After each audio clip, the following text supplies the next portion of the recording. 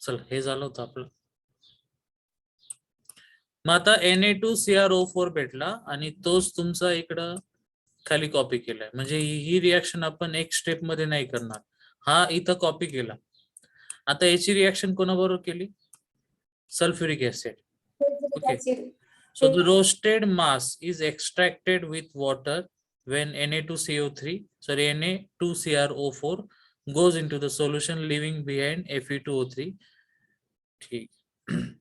Simple करू आपण एक ओव्हर घेतला, त्याच्यामध्ये Na2CO3 आणि त्याला हीट वगैरे केलं, आपल्याला हा प्रॉडक्ट भेटला. याला परत आपण इथे यूज केलं. आता त्याच्यामध्ये नेहमी एक ऍसिड वापरतात, ठीक आहे, त्याला डिझॉल्व्ह करण्यासाठी. सो H2SO4 टाकलं and it is converted into, आता बघ काय फरक पडला. आपलं टार्गेट काय? K2CR2O7. पण आपल्याकडे इथं Cr2 नाहीये आणि ऑक्सिजन पण आपल्याकडे 4च आहे. मग आपण H2SO4 ऍड केल्यावर Na2CR2O7 झाला. म्हणजे याला मॅच होतोय ना आता. हो सर. मग आता आपण फक्त Na ची रिप्लेसमेंट कशाने करणार? K. हा, मग आता आपल्याला K चा एक सोर्स ऍड करायला लागेल. बघ K साठी काय ऍड केलंय? KCl. सो अगेन तुमचा प्रॉडक्ट काय झाला? रिएक्टंट. ऍड काय केला? KCl. Na is replace with K आणि इट बिकम्स K2Cr2O7. सो आपला प्रॉडक्ट आपल्याला फायनल भेटला. समजलं? हो सर. ठीक आहे. आता नीट बघा, एक क्वेश्चन विचारतात की K2Cr2O7 is preferred over Na2Cr2O7. असं का बरं? As a primary standard in volumetric estimation. याचा मिनिंग माहिती? व्हॉल्युमेट्रिक एस्टिमेशन म्हणजे काय? नाही सर. प्रॅक्टिकल नाही झाले तुमचे, त्यामुळे बघा, दोन टाईपचे अनालिसिस असतात. एक असतं क्वालिटेटिव्ह, दुसरं क्वांटिटेटिव्ह. क्वालिटेटिव्ह मध्ये काय फाइंड आउट करतो आपण? क्वालिटी. म्हणजे फॉर एक्झाम्पल एका कंपाऊंड दिला तर तुम्ही मला सांगाल सर याच्यात कार्बन आहे, हायड्रोजन आहे, ऑक्सिजन आहे. हे झालं क्वालिटेटिव्ह. आणि क्वांटिटी मध्ये तुम्ही काय सांगणार? कार्बन किती आहे समजा 12% आहे. मग ही तुम्ही काय सांगितली? क्वांटिटी. आता आपण त्याचं काय करतो की टायट्रेशन करायला लागतं आणि टायट्रेशन करताना आपण एस्टिमेट काढतो, म्हणजे किती पर्सेंट आहे. त्या एस्टिमेटलाच काय म्हणायचं? व्हॉल्युमेट्रिक एस्टिमेशन. ठीक आहे. मग हे करत असताना बेस्ट ऑप्शन कोणता? K2Cr2O7 as compared to Na2Cr2O7. Okay. Because Na2Cr2O7 is a hygroscopic in nature. What is hygroscopic? माहिती आहे? नाही सर. बर, एक असतो क्रिस्टलाइन, दुसरा असतो अमॉर्फस आणि देन हायग्रोस्कोपिक. क्रिस्टलाइन कळतो ना तुम्हाला? हो सर. सो क्रिस्टलाइन म्हणजे क्रिस्टल्स असतात आणि अमॉर्फस म्हणजे काय? क्रिस्टल नसतात. म्हणजे कोणता फॉर्म असतो? Powder form. आणि हायग्रोस्कोपिक म्हणजे असा कंपाऊंड जो तुम्ही ओपन ठेवला तो स्वतः वेट होतो. म्हणजे तो कोणाला ऍब्सॉर्ब करतो? एअरला. वॉटर म्हणजेच मॉइश्चरला ऍब्सॉर्ब करतो. सो आता तुम्ही रिएक्शन करताय आणि तुम्ही घेतला Na2Cr2O7 आणि त्याला तुम्ही एका डिश मध्ये घेतलं, त्याचं वे केलं, समजा 1 ग्रॅम घेतलाय. तुम्ही प्रॅक्टिकल बाकीचं करताय आणि नंतरून तुम्हाला ऍड करायचं. तोपर्यंत हा काय काम करणार? कोणाला ऍब्सॉर्ब करणार? H2. आता H2 पण ऍड झाला म्हणजे आपल्याला जो पाहिजे तो प्रॉडक्ट नाही भेटणार, दुसराच काहीतरी भेटेल. त्यामुळे बेस्ट ऑप्शन कोणता? K2Cr2O7.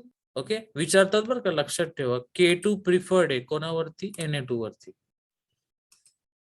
बर, वरचं समजलं प्रिपरेशन कसं केलं ते?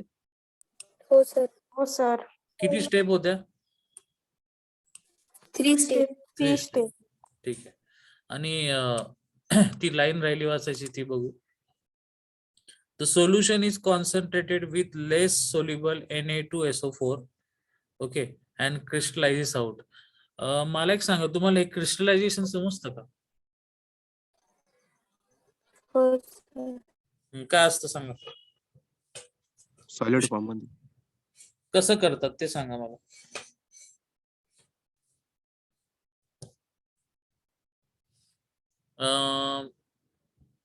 समजा तुम्हाला मीठ दिलं, सॉल्ट, आणि तुम्हाला म्हटलं चला याचं क्रिस्टलायझेशन करून द्या, तर काय कराल तुम्ही.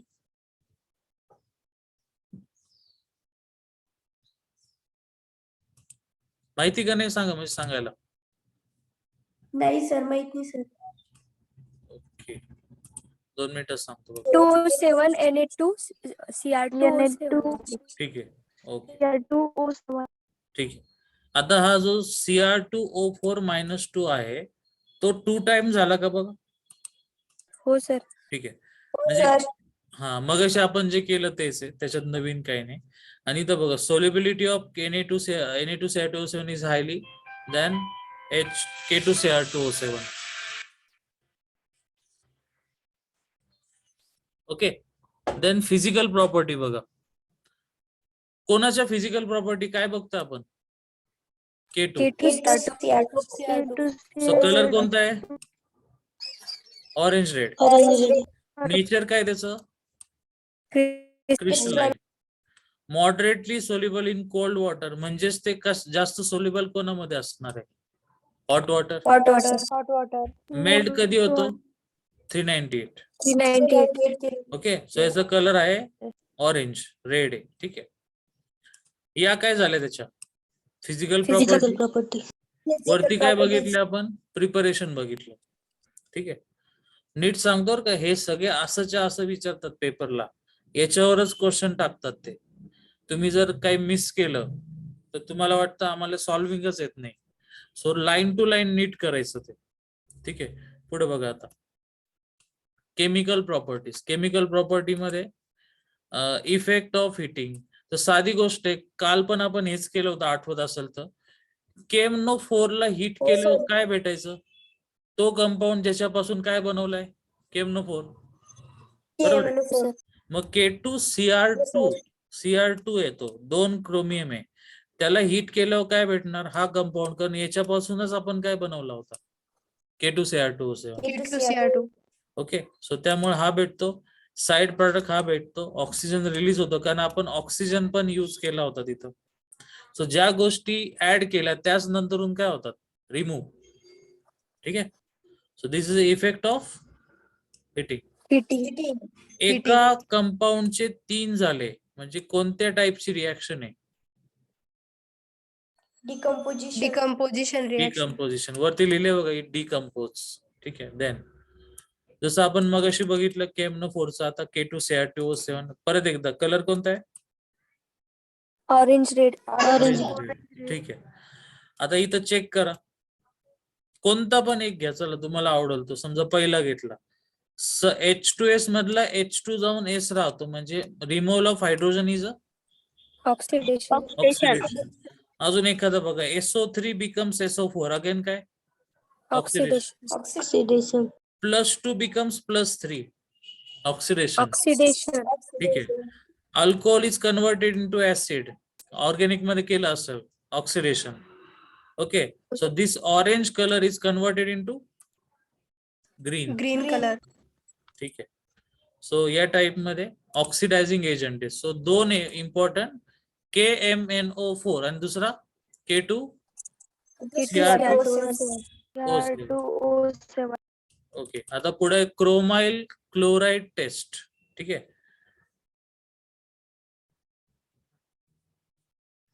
अच्छा, हे असं काहीच कळणार नाही, समजते का. येस, त्याचं नाव काय दुसरं. ठीक आहे, बघा आपण काय घेतलं होतं. K2Cr2O7, त्याच्यात काय टाकलं. सल्फ्युरिक आणि ठीक आहे, NaCl आपण नाही घेतलं, हे 2च घेतले समजा. तर कलर कोणता भेटला. रेड. ऑरेंज. ठीक आहे, मग त्याच्यामध्ये आपण काय टाकलं तिथं. आता इथं नीट लिहिलेलं नाही, आपण तिकडचं रेफर करू शकतो की याच्यामध्येच आपण ऍड काय केलं होतं. अल्कोहोल. आणि अल्कोहोल मुळे कलर कोणता आलता. ग्रीन. ग्रीन. सो नोट वाचा, तर लिहिली reaction with alcohol is use in drunken driver test. म्हणजे इथं आपल्याला काय काय समजतं नीट समजून घ्या. याला 2 मिनिटं सोडून द्या. हे 2 ऍड केले तर हा कलर भेटतो रेड ऑरेंज. त्याच कलर मध्ये NaOH टाकलं तर काय भेटतो येलो. येलो. आणि याच्यामध्येच तुम्ही अल्कोहोल टाकलं तर आपल्याला काय भेटती ड्रंकन ड्रायव्हर टेस्ट.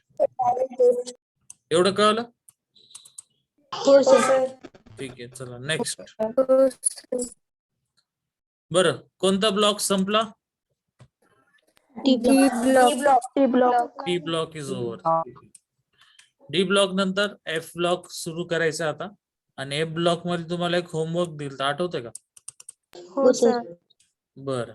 आणि आपण डी मध्ये बघितलं होतं इलेक्ट्रॉनिक कॉन्फिगरेशन मध्ये ब्रॅकेट मध्ये काय लिहिलं होतं N-1.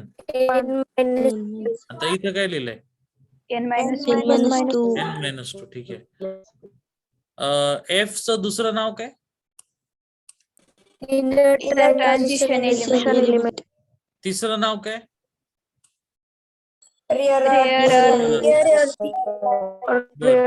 मग एफ ब्लॉक मध्ये कोणत्या 2 सिरीज आहे? लॅन्थनाइड आणि ऍक्टिनाइड. 58 to 71, 90 to 103, Ce2Lu आणि TH2LW या सिरीज आहेत. ठीक आहे, चला मग आता इथं त्यांनी बेसिक माहिती दिलेली असणार आहे, ती आपण नाही बघणार. आपण ऑलरेडी पिरियोडिक टेबल बघितला होता. डायरेक्ट आपण जाऊ फर्स्ट सिरीज. नाव काय? लॅन्थनाइड सिरीज. ओके, बघा एवढं दिसेल का? हो सर. ठीक आहे. So lanthanides are reactive elements, so do not found in free state. याचा अर्थ सांगा बरं मला. रिएक्टिव्ह असणं आणि फ्री नसणं याच्यात काय संबंध आहे?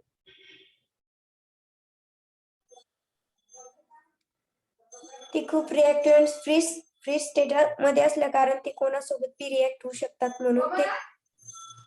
नाही, ते म्हणतात ते do not found in free state.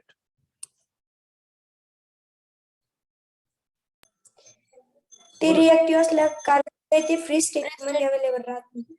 हा, कारण ते रिएक्टिव्ह आहे, त्या म्हणजे ते रिॲक्ट करणार कोणाबरोबर तरी, आणि रिॲक्ट केल्याच्या नंतरून ते फ्री राहतील का? नाही राहणार. Okay. Most important mineral for lighter lanthanides are. वाचा काय काय नाव आहे?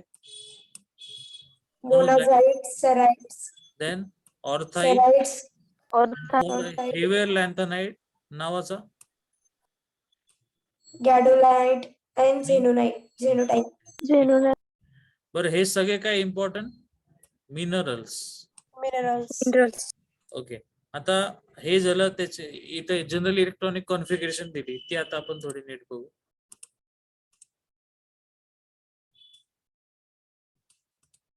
बरं, ते XC काय लिहिलेलं असतं सुरुवातीलाच एकदम?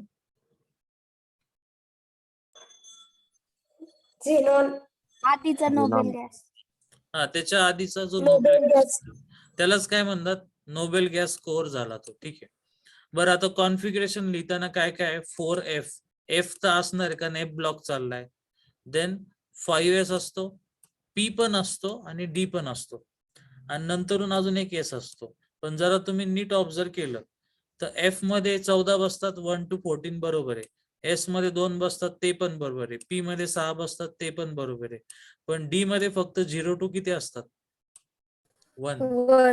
ओके, म्हणजे आपण D मध्ये 0 to 1 का घेतो? कारण आता आपण D ब्लॉक मध्ये नाही, कोणत्या ब्लॉक मध्ये? F. फुल लेंथ कोणाची वापरणार? F ब्लॉकची. आणि शेवटी S पण असतो. ठीक आहे, मग आता हे जे दिले त्याचं खाली काय रिलेशन एकदा बघून घेऊ. खाली 4F आला म्हणजे इथून उचललेला आहे. देन कोणता घेतला? 5D. आणि नंतरून कोणता घेतला? 6S. म्हणजे शेवटचे 3 हे असतात असं त्यांना सांगायचं. ओके, आता एकदा आपण चेक करू सगळे.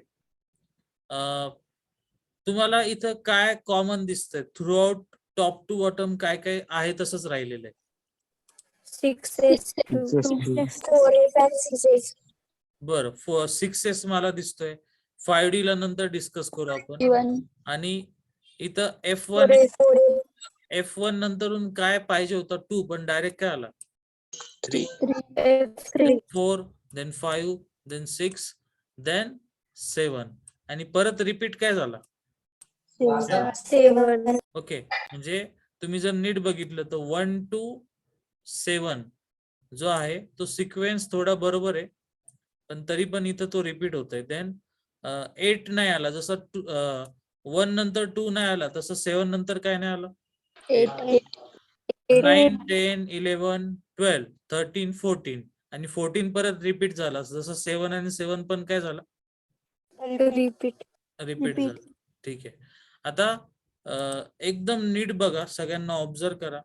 तुम्हाला कुठं असं दिसतंय का की सेमच परत परत लिहिलेलं आहे किंवा दोघांचे कॉन्फिगरेशन कुठं सेम दिसतात आहे का? हो सर. कुठं? हो सर. 64 आणि 71. 64 आणि 71. ओके, अच्छा, सेम नाहीये ते. नाही सर. एक्झॅक्ट सेम कुठं आहेत का? नाही. बरं, अजून एक, तुम्ही का मला काय म्हटले, कॉन्स्टंट काय राहतो? 6s. Nobel 6s. का कॉन्स्टंट आहे? कारण त्यांनी जनरल मध्येच त्याला फिक्स करून टाकलंय का तो आहे तसाच राहणार आहे. मग व्हॅरी कोण होणार आहे? डी आणि एफ. ठीक आहे. आता मग पहिल्यामध्ये 5D दिलाय, 7 नंबरला 5D दिलेला आहे, कारण फर्स्ट म्हणजे कोणतं आहे? एमटी, आणि 7 म्हणजे काय असतो? हाफ फील्ड, आणि हा कोणता असतो? फुल फील्ड. फुल फील्ड. या 3 ठिकाणीच आपल्याला फक्त काय दिला त्यांनी? 5D. बरं, आता एक गोष्ट खूप चांगली आहे की तुम्ही +3 स्टेट बघा, प्रत्येकाचे 3-3 इलेक्ट्रॉन काढून बघा बरं, आन्सर भेटतं का बघा. सगळे पहिल्यामधून 3 इलेक्ट्रॉन काढले डी आणि एस मधून, तर खाली काय उरलं? 5, 4f1. याच्यातला 2, अच्छा, आणि याच्यातला 1 म्हणजे 4f2. असं तुम्हाला कंटिन्यू भेटतं, कुठंच डिस्टर्बन्स नाही. बघा, f1 टू डायरेक्ट किती आले तुम्ही? f14. F14. ठीक आहे. हा टेबल फक्त नीट करायचं, बाकी ऑटोमॅटिक सगळं जमतं. ठीक आहे. चला आता आपण याची इन्फॉर्मेशन बघू खाली जाऊन.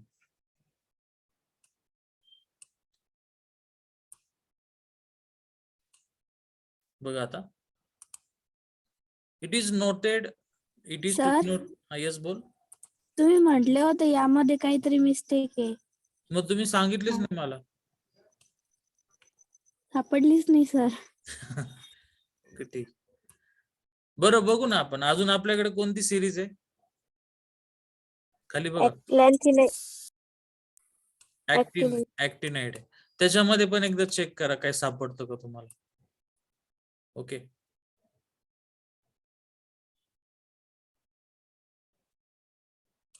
बघा, it is to be noted that filling of, नीट तो टेबल डोळ्यासमोर ठेवायचा आत्ता सांगितलेला आणि आपण रीड करू. चला. It is noted that the filling of 4f orbital in the atoms is not regular. Okay, आता तुम्ही इथं बघितलं, म्हणजे इकडचं नाही बोलत आहे आपण, हा टेबल फक्त. याच्यात रेग्युलर आहे का 4f? नाहीये ना. 1 नंतर कोण गायब आहे? 2. 7 नंतर मध्येच 8 नाही, म्हणजे तो रेग्युलर नाहीये. पुढं, a 5D electron appears in GD with an outer electron. ते आपल्याला माहिती आहे. 5D कुठं कुठं दिसला? 14 ला, 7 ला, आणि डायरेक्ट कुठं? टॉपला. 3 ठिकाणी दिसला होता. आता त्यांनी रिझन पण दिले. This is because the 4f and 5D electrons are at the same potential energy. त्या दिवशी मी सांगत होतो, तुम्हाला आठवत असेल तर. हा एनर्जीचा ऍक्सिस आहे, आणि जर तुम्ही घेतलं 5D आणि 6s तर दोघांमध्ये जास्त गॅप नाही, त्यामुळे इकडचे इलेक्ट्रॉन इकडं आणि इकडचे इलेक्ट्रॉन इकडे शिफ्ट होतात. म्हणून तो ऍडजस्टमेंट साठी 3 घेतलेले इथं. समजलं? हो सर. याच्यावर पण क्वेश्चन येतो बरं का, तो दिसेल तुम्हाला नंतर. So same potential energy and that the atoms have tendency to retain stable half filled configuration. हे सगळं का होतं? कारण काय होतं की हा नॅचरली 14 आहे, म्हणजे फुल फिल्ड आहे, पण त्याच्या आधीचा पण काय करतो? ट्राय करतो की नाही मला पण 14 व्हायचं, म्हणून तो हा ऍडजस्टमेंट झालेली असते इथं. मग या ओव्हरऑल तुम्हाला आतापर्यंत काय कळलं? परत विचारतो, 4f रेग्युलर आहे का? नाही. नाही. आणि 5D कुठं कुठं येतो, एक्झिस्ट करतो? First 7 First 7 and 7 and 14. Okay, ठीक. Then, on the other hand, the filling of f orbital is regular in tri-positive ion. Tri-positive चा कॉलम बघितला होता का? हो सर. रेग्युलर आहे? हो sir. हो yes sir. सर. बरं. Then, after losing outer electron, f orbital shrink in size and becomes more stable. हे थोडं वेगळं स्टेटमेंट आहे, नीट बघा. एखादा ऍटम आहे, ऍटमचा शेप कसा असतो? स्पेरिकल. स्पेरिकल.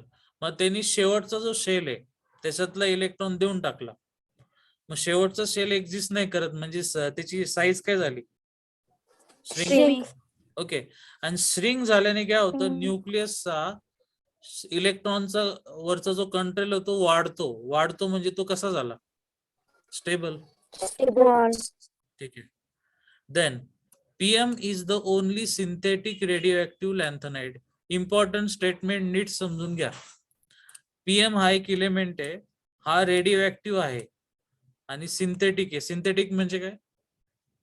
मॅनमेड. मॅनमेड आहे. पण हे स्टेटमेंट फक्त कोणासाठी वापरतोय आपण? रेडिओ ऍक्टिव्ह साठी. हा, पण कोणासाठी? लॅन्थनाइड.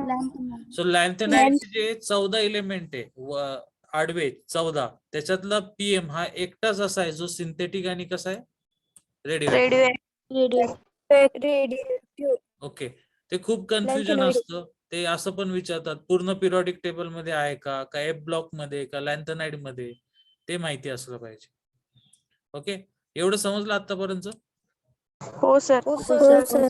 चला PM ला एकदा बघून घ्या. ऍटॉमिक नंबर सांगा. PM कुठं दिसतोय? 61. नाव काय त्याचं? प्रोमिथियम. ठीक आहे. Next, oxidation state. आता ते परत बघा, तुम्ही टेबल एकदा केलं का बाकी सगळं येतं तुम्हाला. सगळ्यात कॉमन ऑक्सिडेशन स्टेट कोणती? +3. हा, तरी पण CE, TB, ND, DY, PR हे कोणते देतात? +4. म्हणजे आपण बोलतोय की +3 तर सगळ्यात कॉमन आहे, मग त्याच्या वरची कोणती? +2. खालची कोणती? +4. +4 देणारे एवढे आणि +2 देणारे एवढे असतात. ठीक आहे. आणि सगळेच कोणती देतात? +3. ठीक आहे. Magnetic properties. आता ते त्या दिवशी आपण केलं होतं ना, मॅग्नेटिक प्रॉपर्टी मध्ये कोण मॅग्नेटिझम दाखवतं, ज्याचे इलेक्ट्रॉन पेड येतो का अनपेड येतो असेल तो? बरं बघा, in tri positive lanthanide ions. Tri म्हणजे आपण शेवटच्या कॉलम बद्दल फक्त बोलतो आता. The number of unpaired electrons regularly increases. कारण पहिल्यामध्ये 1 आहे तर लास्ट किती आहे? 14. From lanthanum to GD. नीट समजून घ्या. लॅन्थॅनम 0 असेल तर GD चा नंबर किती आहे? 7. Okay. And then continuously decrease होतात लास्ट पर्यंत. असं का होतं एकदा आपण ट्राय करून बघू. चला, F मध्ये किती असणार आहे कॉलम? किती कंपार्टमेंट असणार आहे? 3, 4, 5, 6. 3 आणि 3 6, 7. बरोबर. मग पहिले 7 0 to 7 इलेक्ट्रॉन कसे फिलअप होणार? 1 2 सगळे अप अप अप अप आले. आता याच्यामध्ये मॅक्झिमम अनपेड आले ना, याच्यापेक्षा जास्त असू शकतात का? नाही. मग आता तुम्ही पुढचे 7 घेतले तर तुमचे इलेक्ट्रॉन काय होत चालले आता? पेअरिंग. ठीक आहे. मग 0 to 7 जास्त मॅग्नेटिझम असणार की 7 to 14? 0 to 7. ओके, मग बघा तेच लिहिले का? So lanthanide ion, the number of unpaired electron regularly increase होतात 0 to 7 आणि ते डिक्रीज होतात फ्रॉम 7 to 0. समजलं? हो सर. ओके. किती वेळ अजून? 4 minute. Lanthanum and lutetium ions are diamagnetic. Okay. Lanthanum आणि ल्युटेशियम डायमॅग्नेटिक आहे. while other tripositive lanthanides are paramagnetic. Exception आहे neodymium is the most paramagnetic lanthanide. आता असे काही लाईन वाचल्या की आपल्याला लवकर काही समजत नाही, मग त्यावेळेस तो वरचा टेबल लगेच बघून घ्यायचा. नाव लक्षात ठेवा. हा कोणता आहे? लॅन्थॅनम, ल्युटेशियम, निओडेनियम. चला चेक करू आपण.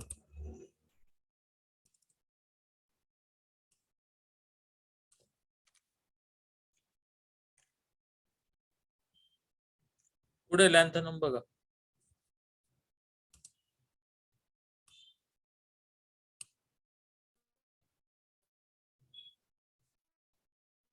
ल्युटेशियम आणि कोणता होता अजून? लॅन्थॅनम. तर हा कोणता आहे? निओडेनियम. लॅन्थॅनम इथं नाहीये, कारण लॅन्थॅनम लॅन्थॅनाइड सिरीज मध्ये येतच नाही. तो कुठे आहे? डी ब्लॉक मध्ये. बरोबर आहे. आणि तो डी ब्लॉक मध्ये असल्यामुळे त्याच्या एफ मध्ये किती इलेक्ट्रॉन आहे? 0. ओके. देन याचं काय झालं बघून घ्या. हा 4F146S2 आहे आणि हा तर तुम्हाला लास्ट दिसतोय. ठीक आहे. बरं एक तर क्लिअर करा की लॅन्थॅनम 0 आहे आणि ल्युटेशियम डायरेक्ट किती आहे? 14. त्यामुळं एकामध्ये 0 म्हणजे एमटी आणि दुसऱ्यामध्ये 14 म्हणजे फुल फील्ड. दोन्ही पण कोणत्या कॅटेगरीत येतात? स्टेबल. डायमॅग्नेटिक. बरं याला एकदा बघून ठेवा. एनडी किती आहे? 4F5 6S2. ठीक आहे. 4F4 sorry 6S2. चला आपण जाऊन बघा ते असं का म्हणतात. एकदा वाचा काय लिहिलंय. हा मोस्ट पॅरामॅग्नेटिक आहे कारण त्याच्यामध्ये 4F मध्ये किती होते? 4. आता मोस्ट असं का म्हटले ते?